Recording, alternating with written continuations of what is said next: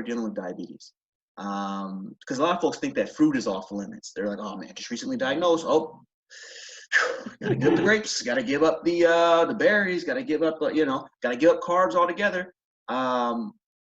People think fruit is off limits because of the carbs and sugar. One, is that true? And two, is there sort of a recommended way to think about how many carbs a person should have, generally speaking?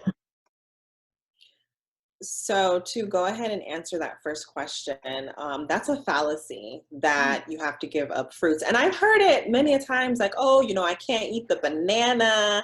I can't eat the pineapple. I'm from Jamaica, so, oh, I can't have the mango. Oh, That is That's a total fallacy. One thing that we need to remember is fruits have different nutrients in them. They have your vitamins and they have your minerals. So I go from a food first approach. So instead of taking like a multivitamin, I say, well, hey, if you need to increase your vitamin A, if you need to increase your chromium, which can definitely help with blood sugar regulation, then these are the different types of plant-based foods that you would want to try.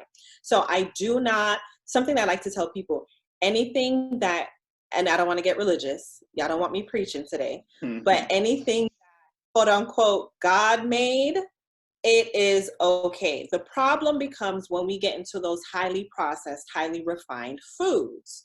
So case in point, pizza versus whole grain bread, or you'll have fruits versus fruit roll-ups or Fruit Loops. Definitely default to the more natural one, because of course there's different things in there that the body can benefit from. So the second part of the question, when you asked, is there the amount? So for each individual person, it's a little different because I'm taking into consideration activity level. I'm taking into consideration age. I'm taking into consideration gender even, and also the times that you eat.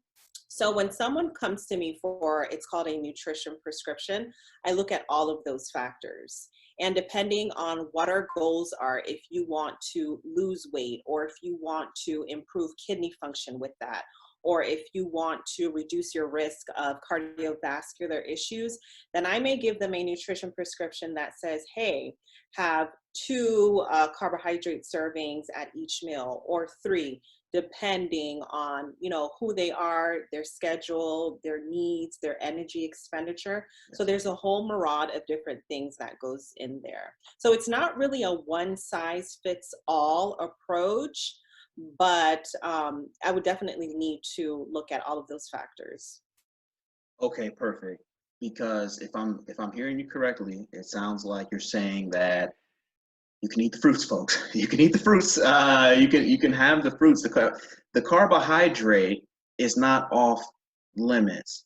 What we're actually focused on more is making sure you're getting the quality carbohydrates that are fit for your appropriate BMI, body mass index, but also your total daily energy expenditure, right? Your age, your height, and the rest of your nutrition portfolio, your nutrition profile, right? We want to make sure that each person is getting adequate nutrition and adequate carbohydrates. You cannot have a complete meal plan or meal solution without having carbohydrates, because carbohydrates give us they give us our energy.